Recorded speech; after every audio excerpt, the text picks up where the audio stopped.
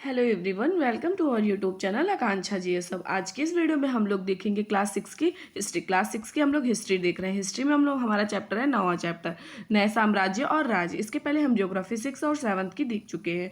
7 का 2 चैप्टर बचा हुआ है, 6 का भी हम वो ज्योग्राफी कंप्लीट कर चुके हैं। अभी हिस्ट्री कंप्लीट करने के बाद हम 7 की हिस्ट्री करेंगे। बाकी प्रीवियस ईयर क्वेश्चन हम करेंगे और मैराथन क्लासेस भी करेंगे। तो शुरू करते हैं। पहला ये हमारा जो चैप्टर है इसका नाम है नए साम्राज्य और राज्य। क्या बताती है प्रशस्तियाँ। प्रशस्तियाँ क्या होती हैं? दरअसल अरविंद गुप्त वंश के प्रसिद्ध राजा समुद्रगुप्त की भूमिका अदा करने जा रहा था। अरविंद नाम का कोई बच्चा वो स्कूल में मतलब कि रोल प्ले करने जा रहा है। आपको पता है रोल प्ले बहुत ज़्यादा इंपॉर्टेंट होता है। सीडीपी हिंदी या फिर आप किसी में देख लो, सीटेट में रोल प्ले जहाँ हो आप एकदम मतलब सही करना है, क्योंकि रोल प्ले से ही बच्चे सीखते हैं। तो दरअसल अरविंद जो है वो मतलब जो समुद्रगुप्त थे उनकी भूमिका अदा करने जा रहा था। समुद्रगुप्त के बारे में हमें इलाहाबाद में अशोक स्तंभ पर खुदे एक लंबे अभिलेख से पता चलता है।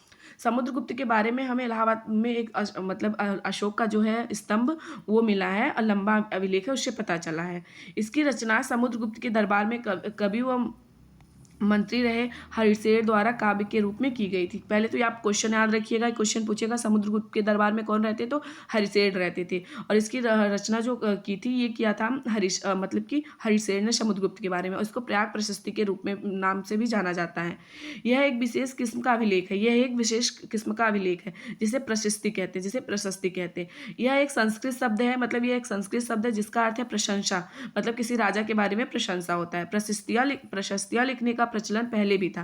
प्रशस्तियाँ जो है लिखने का प्रचलन जो था पहले था।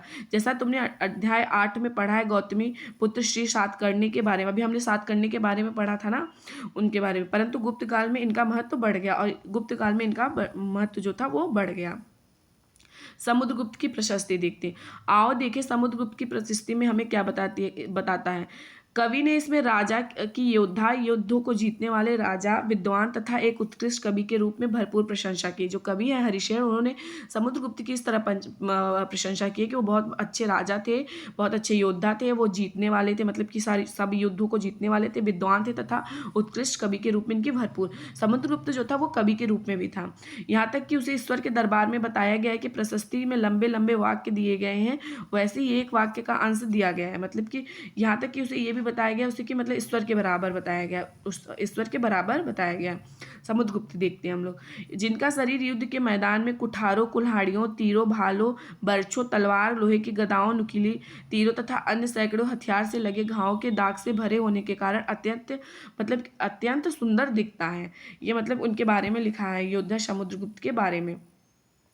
अगर तुम मानचित्र 7 मतलब कि मानचित्र 7 में पृष्ठ संख्या जो है 89 को गौर से देख पाओगे तो एक क्षेत्र को हरे रंग से रंगा गया है। मतलब एक क्षेत्र जो था उसको हरे रंग से रंगा गया है। तुम्हें पूर्वी समुद्र तट के साथ एक क्रम में लाल बिंदु दिखेंगे, मतलब कि एक क्रम में लाल बिंदु भी दिखेंगे। उसी तरह कुछ क्षेत्र बैगनी और नीले रंग के भी मिलेंगे। कुछ क्षेत्र जैसे होते हैं बैगनी और नीले मिलते हैं। इस मानचित्र के प्रशस्ति प्राप्त जानकारियों के आधार पर बनाया गया हरिशेर 4 विभिन्न प्रकार के राजा और उनकी प्रति समुद्रगुप्त की नीति का वर्णन करते हैं। मानचित्र में हरे रंग का जो क्षेत्र है आर्यावर्त के उन 9 शासकों का है। मतलब जो हरे रंग का क्षेत्र है वो आर्यावर्त की जो उन 9 शासकों का है जिन्हें समुद्रगुप्त ने हराकर उनके राज्यों को साम्राज्य में मिला लिया था। समुद्रगुप्त जो थे ना वो 9 जो शासक थे उनको हरा लिया था आर्यावर्त में। तो उसके बाद साम्राज्य को अपने में मिला लिया था। इसके बाद दक्षिणा पथ के 12 शासक आते हैं। उसके बाद दक्षिणा पथ के 12 शासक आते हैं। इनमें से कुछ की राजधानियों को दिखाने के लिए मानचित्र पर लाल बिंदु दिए गए हैं। इन सब ने हार जाने पर समुद्रगुप्त के सामने समर्पण कर दिया था। मतलब कि ये लोग जो आते हैं दक्षिणा पथ के 12 शासक, ये जो हार गए थे, इन सब ने समुद्र के सामने अपना समर्पण कर दिया था कि मतलब कि मैं आप मुझे मार दो या फिर जो भी करो। उसके बाद समुद्रगुप्त ने फिर से उन्हें शासन करने की अनुमति दे दी। समुद्रगुप्त जो था फिर उन्हें शासन करने की अनुमति दे दी, या फिर टैक्स वगैरह ले रहा होगा इस तरह से।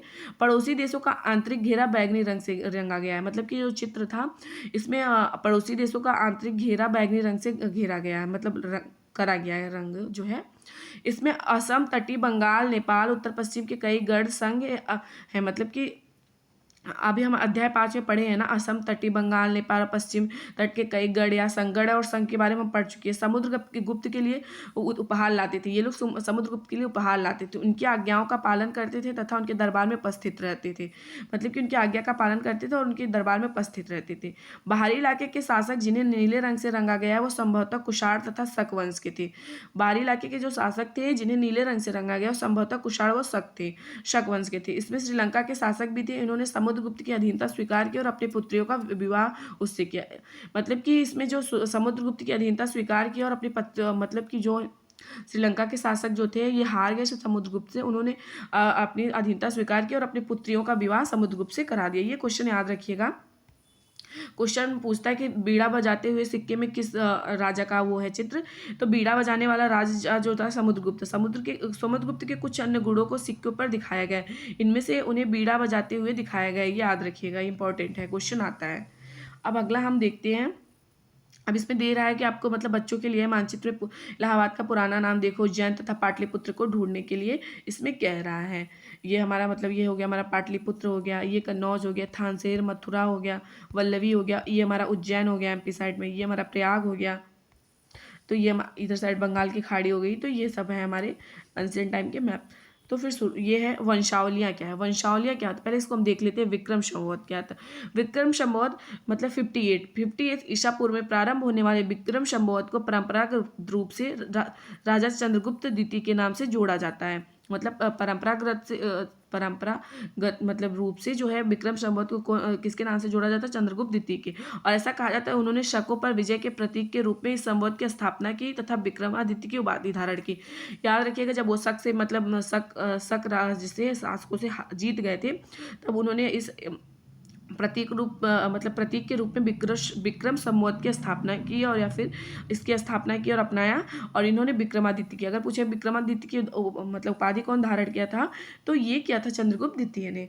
वंशावलियाँ मतलब कि अब इसको देखते हैं, जैसे हमारे जेनेटिक होते हैं हमारे, जैसे दादा वादा, हम लोग अपने दादा के वंश के हैं, तो इस तरह अधिकांश प्रशस्तियाँ शासक के पूर्वजों के बारे में भी बताती हैं। मतलब कि हाँ, जैसे हमारे दादा वादा के बारे में कोई चीज़ हो गई, जैसे अब हमसे कोई पूछेगा आप कहाँ से, आपका गाँव क्या है, कहाँ है, तो हम पहले अपने दादा वगैरह का नाम बताएंगे, उनके घर से ऐसा वैसा। तो इस तरह यह प्रशस्ति भी समुद्रगुप्त के प्रपितामह पितामह यानी कि परदादा, दादा, पिता और माता के बारे में बताती हैं।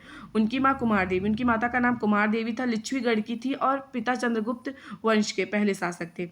पिता जो थे चंद्रगुप्त वंश के पहले शासक थे और उनकी माता जो थे लिच्छवीगढ़ की थी, जिन्होंने महाराजा धीराज जैसी बड़ी उपाधि धारण की थी। महाराजा धीराज जैसी मतलब कि इन्होंने उपाधि धारण की थी। समुद्रगुप्त ने यह उपाधि समुद्रगुप्त भी जो था महाराजा धीराज की उपाधि धारण किया, तो उनके दादा परदादा महाराज के रूप में ही उल्लेख है। मतलब उसके दादा वगैरह भी जो थे महाराज वगैरह थे। इससे यह आभास मिलता है कि धीरे धीरे इस वंश का महत्व बढ़ता गया, मतलब कि वंश के अकॉर्डिंग सब राजा बनते गए। इन उपाधियों के हिसाब से सजाओ, मतलब राजा महाराज अधिराज ये बच्चों के लिए है। समुद्रगुप्त के बारे में हमें उनके बाद के शासकों जैसे उनके बेटे चंद्रगुप्त द्वितीय की वंशावली पूर्वजों की सूची से भी जानकारी मिलती है। उनके बारे में अभिलेखों तथा सिक्कों से पता चलता है। उन्होंने पश्चिम भारत में अन्य सैन्य अभियानों में अंतिम शख्स को, मतलब जो चंद्रगुप्त था चंद्रगुप्त द्वितीय, इन्होंने शक शासक को परास्त किया था। बाद में ऐसा विश्वास किया जाने लगा कि उनका दरबार विद्वानों से भरा था। आपको पता है चंद्रगुप्त द्वितीय जो थे उनका दरबार मतलब दरबार विद्वानों से भरा था। उनके ही शासनकाल में 9 रत्न रहते थे, उसमें से कालिदास भी थे, चंद्रगुप्त द्वितीय के भी। अगला जो है हर्षवर्धन तथा हर्षचरित, इसको देखते हैं, इंपॉर्टेंट है। जिस तरह गुप्त वंश के शासकों के बारे में अभिलेख तथा सिक्कों से पता चला, जैसे अभी हमें प्राग प्रशस्ति के बारे में समुद्रगुप्त के बारे में पता चला प्राग प्रशस्ति से, उसे हरिशेन ने इसकी रचना की थी। तो ऐसे ही जो है ये हमें हर्षवर्धन के बारे में पता चलता है। उसी तरह कुछ अन्य शासकों के बारे में उनकी जीवनी से पता चलता है। ऐसे ही एक राजा हर्षवर्धन थे। हर्षवर्धन जो थे ये कन्नौज के शासक थे, जिन्होंने करीब 1400 साल पहले शासन किया था। 1400 साल पहले हर्षवर्धन ने शासन किया था, जिनके दरबारी कवि बाणभट्ट ने संस्कृत में उनकी जीवनी हर्षचरित लिखी थी। याद रखिएगा, उनके जो दरबारी कवि थे बाणभट्ट ने संस्कृत में उनकी जीवनी हर्षचरित लिखी थी। इसमें हर्षवर्धन की वंशावली देते हुए उनके राजा बनने तक का वर्णन किया, मतलब कि हर्षवर्धन के वंश के बारे में देते हुए उनके राजा बनने तक का वर्णन किया है। और चीनी तीर्थयात्री xuanzong जिनके बारे में तुमने अध्याय 8 में पढ़ा है, काफ़ी समय के लिए हर्ष के दरबार में रहते थे। इनको वेनसोंग कहा जाता है, इसमें xuanzong दिया है, वेनसोंग कहा जाता है। ये काफ़ी समय तक मतलब कि हर्ष के दरबार में थे, जिन्होंने वहाँ जो कुछ देखा उसका विस्तृत विवरण किया दिया है, मतलब कि उन्होंने उसका विवरण दिया है। क्वेश्चन पूछेगा कि चीनी यात्री वेनसोंग कब आया था, तो हर्षवर्धन के शासनकाल में। हर्ष अपने फायान का अगर पूछेगा तो याद रखिएगा, फायान जो था चंद्रगुप्त द्वितीय के शासनकाल में आया था। हर्ष अपने पिता के सबसे बड़े बेटे नहीं थे, पर अपने पिता और बड़े भाई की मृत्यु हो जाने पर थानेश्वर के राजा बने। मतलब इनके जब पिता और भाई की डेथ हो गई, बड़े बेटे नहीं थे, तो वह थानेश्वर के राजा बने, थानेश्वर के। उनके बहनोई कन्नौज, मतलब उनके जो उनके बहनोई जो थे, मतलब उनके बहन के हस्बैंड कन्नौज के शासक थे। जब बंगाल के शासक ने उन्हें मार डाला, मतलब उनकी बहनों के बंगाल के शासक ने मार डाला, तो हर्ष को अपने अधीन कर लिया और बंगाल पर आक्रमण कर। हर्ष ने कन्नौज को अपने अधीन कर लिया और उसके बाद बंगाल पर आक्रमण कर दिया। बंगाल को और जो है वो कन्नौज को अपनी राजधानी बना। और कन्नौज बहुत ज़्यादा फेमस है इत्र के लिए। मगध तथा संभवतः बंगाल को भी जीतकर उन्होंने पूर्व में जितनी सफलता मिली थी उतनी सफलता अन्य जगहों पर नहीं मिली। जब उन्होंने नर्मदा नदी को पार कर दक्कन की ओर बढ़ने की कोशिश की, तब चालुक्य नरेश पुलकेशिन द्वितीय ने उन्हें रोक दिया। ये क्वेश्चन पूछता है कि हर्षवर्धन को मतलब नर्मदा नदी के जब पार करने के वो आगे बढ़ रहे थे तो किसने रोका था, तो चालुक्य नरेश जो थे पुलकेशिन द्वितीय ने उन्हें रोक दिया था। अब पल्लव और चालुक्य और पुलकेशिन द्वितीय की प्रशस्तियां हम लोग देखते हैं। इस काल में पल्लव और चालुक्य दक्षिण भारत के सबसे महत्वपूर्ण राजवंश थे। पल्लवों का राज्य उनकी राजधानी कांचीपुरम के आसपास के क्षेत्रों के लेकर कावेरी नदी के डेल्टा तक फैला था, जबकि चालुक्यों का राज्य कृष्णा और तुंगभद्रा नदी के बीच में स्थित था। याद रखिएगा, जो पल्लव थे पल्लव और चालुक्य दक्षिण भारत के सबसे महत्वपूर्ण राजवंश थे। पल्लव की राजधानी कांचीपुरम के आसपास क्षेत्रों से लेकर कावेरी नदी के डेल्टा तक फैला था, जबकि चालुक्यों के राज्य कृष्ण और तुंगभद्रा नदी के बीच में स्थित था। चालुक्यों की राजधानी ऐहोल थी। चालुक्य की राजधानी ऐहोल थी। यह एक प्रमुख व्यापारिक केंद्र था, मतलब यह प्रमुख व्यापारिक केंद्र था। धीरे धीरे यह एक धार्मिक केंद्र भी बन गया। धीरे धीरे यह जो था धार्मिक केंद्र भी बन गया, जहाँ पे कई मंदिर थे। पल्लव और चालुक्य एक दूसरे की सीमाओं का अतिक्रमण करते थे। मुख्य रूप से राजधानियों को निशाना बनाया जाता था जो समृद्ध शहर, मतलब कि मुख्य रूप से राजधानियों को निशाना बनाया जाता था जो समृद्ध रूप से शहर थे। पुलकेशिन द्वितीय सबसे प्रसिद्ध चालुक्य राजा थे। पुलकेशिन द्वितीय जो थे बहुत ज़्यादा फेमस थे चालुक्य राजा में। उनके बारे में हमें उनके दरबारी कवि रवि कृति द्वारा रचित प्रशस्ति से पता चलता है। इनके दरबारी कवि जो थे रवि कृति थे, उन्होंने प्रशस्ति, अब मैंने आपको बता दिया, वही राजा के बारे में लिखा जाता है, वही था। इसमें से उनके पूर्वजों, खासतौर पिछली 4 पीढ़ियों के बारे में बताया गया। उनकी मतलब इस प्रशस्ति में उनके पूर्वज और खासतौर पिछली 4 पीढ़ियों के बारे में बताया गया। पुलकेशिन द्वितीय को अपने चाचा से यह राज्य मिला था, मतलब उनके चाचा से यह राज्य पुलकेशिन द्वितीय को मिला था। रवि कृति के अनुसार उन्होंने पूर्व तथा पश्चिम दोनों समुद्र तटीय इलाकों में अभियान चलाया था। मतलब कि जो पुलकेशिन द्वितीय थे वो पूर्व तथा पश्चिम दोनों इलाकों में अपने अभियान चलाए थे समुद्र तटीय। इसके अतिरिक्त उन्होंने हर्ष को भी आगे बढ़ने से रोका था। अभी हमने पढ़ा कि नर्मदा नदी के पास उन्होंने पुलकेशिन द्वितीय जो थे हर्षवर्धन को रोक दिए थे। हर्ष का अर्थ होता है आनंद। कवि का कहना है कि इस पराजय के बाद हर्ष अब हर्ष नहीं रहा, मतलब कि वो खुश नहीं थे। पुलकेशिन द्वितीय ने पल्लव राजा के ऊपर भी आक्रमण किया था, जिसे कांजीपुरम की जो दीवार के पीछे शरण लेनी पड़ी थी। जब पुलकेशिन द्वितीय ने पल्लव के जो राजा थे उनके ऊपर आक्रमण किया, तो कांचीपुरम जो था उसके दीवार के पीछे वो शरण लेनी पड़ी थी पल्लव राजा को। पर चालुक्यों की विजय अल्पकालीन थी, मतलब कि अल्पकालीन मतलब थोड़े समय के लिए थी। लड़ाई से दोनों वंश दुर्बल होते गए, मतलब कि लड़ाई से दोनों वंश दुर्बल होते गए। पल्लव और चालुक्यों को अंततः राष्ट्रकूट तथा चोल वंशों ने समाप्त कर दिया। याद रखिएगा, पल्लवों को राष्ट्रकूट तथा चालुक्यों को चोल वंशों ने समाप्त कर दिया था। इनके बारे में तुम कक्षा 7 में पढ़ोगे, भी हम अगले चैप्टर में पढ़ेंगे, मतलब कि अगला जब 7th का पढ़ेंगे तो उसमें पढ़ेंगे। इन राज्यों का प्रशासन कैसे चलता था। पहले के राजाओं की तरह इन राजाओं के लिए भूमि कर सबसे महत्वपूर्ण बना था। मतलब पहले के राजाओं की तरह जो ये राजा थे इनके लिए भूमि कर सबसे महत्वपूर्ण था। प्रशासन की प्राथमिक इकाई गांव होते थे। प्रशासन की प्राथमिक इकाई जो होती थी वो गांव होती थी। लेकिन धीरे धीरे कई नई बदलाव हैं, मतलब धीरे धीरे कई बदलाव आते गए। राजाओं ने आर्थिक, सामाजिक, राजनीतिक या अन्य शरण शक्ति रखने वाले लोगों को समर्थन जुटाने के लिए कई कदम उठाए। उदाहरण के तौर पर इन्होंने क्या क्या किया। कुछ महत्वपूर्ण प्रशासकीय पद पर आनुवंशिक बने गए, मतलब जैसे अब उनका बेटा है तो उसका बेटा उसका बेटा इस तरह से का पद पाते थे।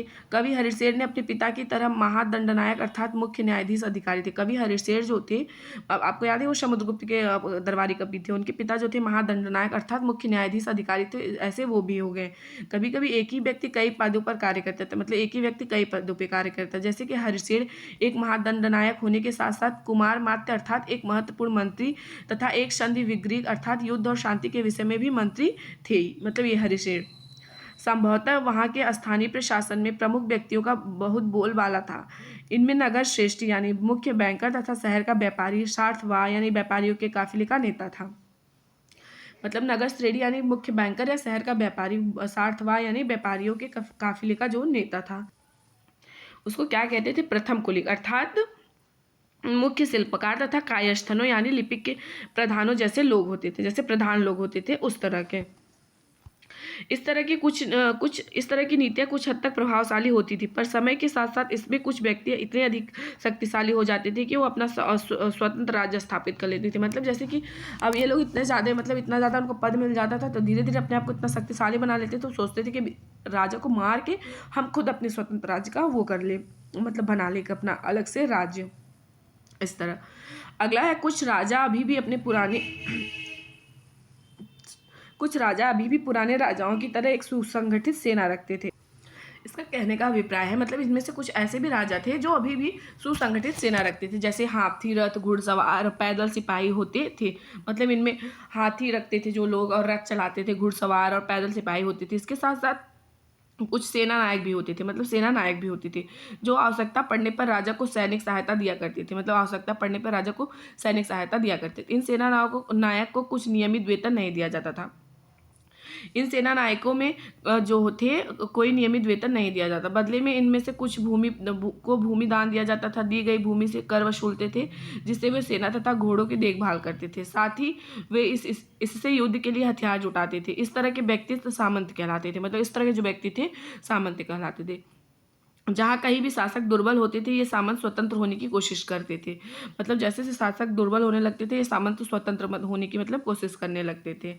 दक्षिण के राज्यों में सभाएं, पल्लवों के अभिलेख में कई स्थानीय सभाओं की चर्चा मिले। इनमें से एक था ब्राह्मण भूस्वामियों का संगठन जिसे सभा कहते थे। ये सभा उप समितियों के जरिए सिंचाई खेती बाड़ी से जुड़े विभिन्न काम, सड़क निर्माण, स्थानीय मंदिरों को देख रेख आदि का काम करती थी। जिन इलाकों के भूस्वामी ब्राह्मण नहीं थे वहाँ उर नामक ग्राम सभा के होने की बात कही गई, मतलब कि जिन इलाकों में भूस्वामी ब्राह्मण नहीं होते थे वो उसे उर नामक ग्राम सभा कहने की बात कही। नगरम व्यापारियों के एक संगठन का नाम था, नगरम जो था व्यापारियों का एक संगठन का नाम था। संभवतः इन सभाओं पर धनी तथा शक्तिशाली भूस्वामी और व्यापारियों का नियंत्रण था। इनमें से बहुत सी स्थानीय भाषाएं शताब्दियों में काम करती रहीं, मतलब इनमें से बहुत सी भाषाएं जो स्थानीय भाषाएं जो थी शताब्दियों में काम करती रहीं। उस जमाने में आम लोग जनसाधारण के जीवन की थोड़ी बहुत झलक हमें नाटकों तथा कुछ अन्य स्रोतों से मिलती। चलो इसके बारे में उदाहरण देखते। कालिदास अपने नाटकों के राज दरबार के जीवन चरित्र के लिए प्रसिद्ध है। इनके नाटकों में एक रोचक बात यह है कि राजा और अधिकांश ब्राह्मणों को संस्कृत बोलते हुए दिखाया गया है, मतलब कि इससे पता चलता है कि राजा और ब्राह्मण जो थे वो बहुत ज़्यादा मतलब इंपॉर्टेंट थे, लेकिन और जबकि अन्य लोग तथा महिलाएं प्राकृतिक भाषा, मतलब कि जैसे जाति के अकॉर्डिंग बांट दिया था, जैसे महिलाएं हो गई या फिर दास हो गए उन्हें प्राकृतिक भाषा बोलना है और जो उच्च लोग हैं वो संस्कृत बोलते हैं। उनका सबसे प्रसिद्ध नाटक जो अभिज्ञान शाकुंतलम, याद रखिएगा अभिज्ञान शाकुंतलम जो है कालिदास ने लिखा था।